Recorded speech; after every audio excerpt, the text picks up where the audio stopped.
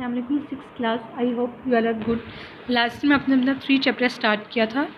आज हम उसके सी पार्ट से स्टार्ट करेंगे। ह्यूमन इन्वायरमेंट रिलेशनशिप के इंसानों और माहौल के दरमियान क्या ताल्लुक़ है। Atmosphere, lithosphere, hydrosphere and biosphere collectively form the natural environment for the human being. Human beings have a strong relationship with this environment, but this environment is not the same everywhere on the earth due to diversity in the physical landscape and climate.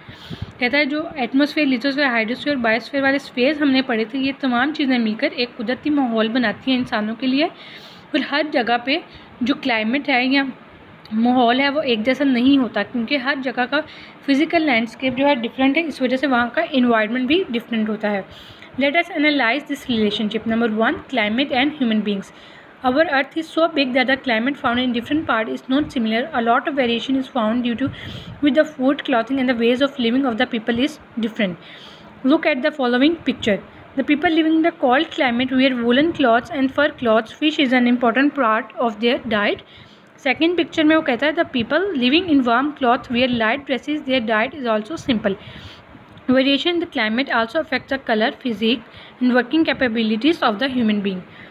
कहता है हमारी ज़मीन का एक बड़ा हिस्सा जो है, ज़मीन जो है बहुत बड़ी है, इस वजह से हर जगह पे जो क्लाइमेट है वो एक जैसा नहीं होता। हर जगह का वो कहता है वो क्लाइमेट वेरी करता है, यानी कि कहीं ठंडा है कहीं गर्मी है। इसी वजह से लोगों का रहना सहना भी उस वजह से डिफरेंट होता है। कहता है अगर ठंडे इलाके में लोग रहते हैं तो वहाँ पर वो लोग गर्म कपड़े पहनते हैं और फिश जैसी चीज़ें, गर्म चीज़ें खाते हैं। और अगर लोग वार्म क्लाइमेट में गर्म इलाकों में रहते हैं तो वहाँ पर लोग हल्के फुल्के से कपड़े पहनते हैं और उनकी डाइट भी बहुत सिंपल होती है। कहते हैं अगर क्लाइमेट डिफरेंट होता है तो उसकी वजह से लोगों का कलर, फिजिक, उनका रहना सहना, उनकी सेहत पर भी बहुत असरअंदाज होता है। नंबर 2 है physical landscape and the human beings. Although the plains are densely populated, however, human beings are all settled in the mountains and deserts and have adjusted their lives according to the environment. Let us have a look. Mountains.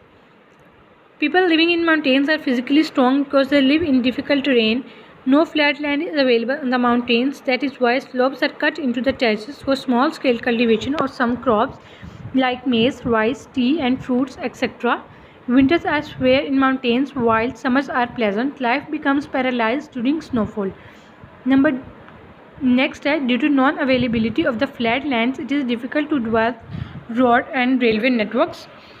Next, forests are found in mountains, so wood cutting is an important economic activity. Mountains are considered beautiful tourist resorts in the world. कहता mountains में कहता है यहाँ पे आमतौर पे जो लोग रहते हैं वो बहुत मजबूत होते हैं, क्योंकि वो एक डिफ़िकल्ट माहौल में रहते हैं।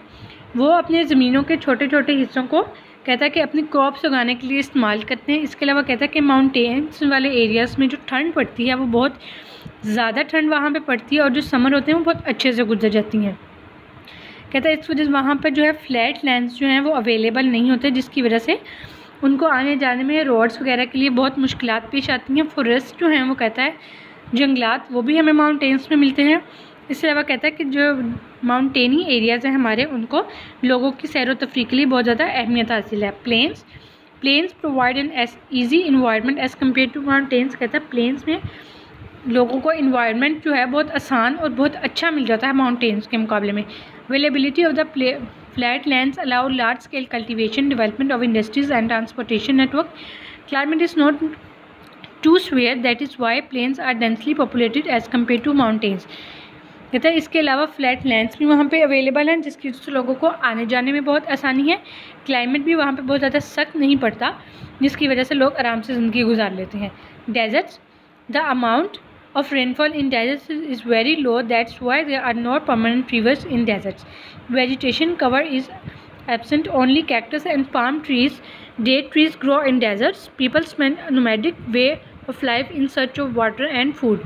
कहता है जो डेजर्ट में सहराई इलाके हैं वहाँ पे बारिशें बहुत कम होती है, जिसकी वजह से वहाँ पे कोई परमानेंट रिवर्स नहीं होते, कोई दरिया वहाँ पे परमानेंट तौर पे नहीं है. इसकी वजह से कहता है कि वहाँ पे क्रॉप्स वगैरह उगाना भी बहुत मुश्किल काम है और लोग वहाँ पे बहुत सख्त ज़िंदगी गुजारते हैं.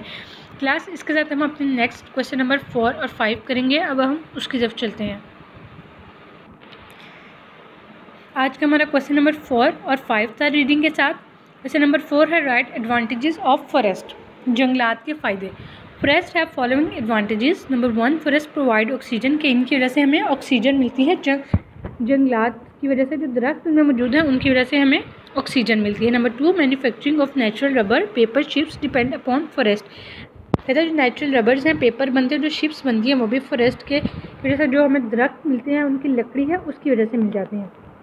Number 5, what is meant by biosphere, the part of the world where life exist. कहता है दुनिया का वो हिस्सा जहाँ पर ज़िंदगी मुमकिन है, इस कॉल्ड बायोस्फीयर, उसको हम बायोस्फीयर कहते हैं। आई होप क्लास आप आज का लेसन बहुत अच्छे से याद करेंगे। आपने पिछला लेसन भी बहुत अच्छे से याद किया होगा। अल्लाह हाफिज़ क्लास।